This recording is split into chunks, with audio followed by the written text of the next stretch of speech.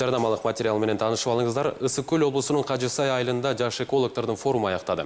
Жашыл ойду үгүттөөнү максат кылган активисттер экологиялык идеялары менен бөлүшүп, Кыргызстандын жаратылышынын коргоо маселелерин талкуулашты. Мындан тышкары Ысык Көл жээгиндеги эс алуучуларга айлана чөйрөгө кандай мамиле кылуу керектигин да көргөзүштү.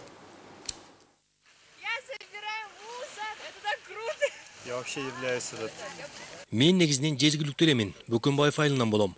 Кыргызстандын бермети болгон көлүбүздү тазалашып, өз салымымды кошоюн дедим. Көлүбүздү кийинки муунга сакташыбыз керек. Аны биз коргобосок, ким коргомок эле?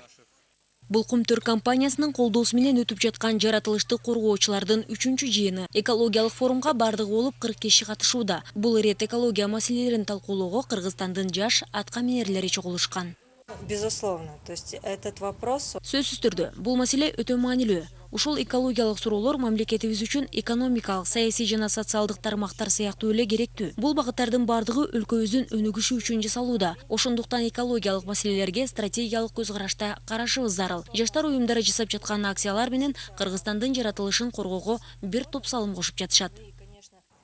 Экологиялык форумга алгачкы жолу Казакстандын жана Орусиянын адистери активдүү катышышты.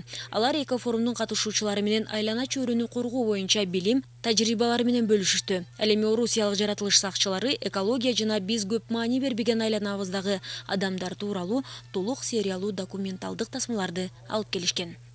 Цепляет тем, что это... Бул тасмаларда өздөрүнүн иш-аракеттери менен дүйнөнү өзгөртүп жаткан адамдардын тарыхы чалдырылган. Мисалы, бизгече элдерге таштандылар бийи тууралуу көргөздүк. Анда таштанды жыйноочулардын иши, тагдыры жана тасманы тартуудагы эң кызыктуу процесстер көрсөтүлгөн.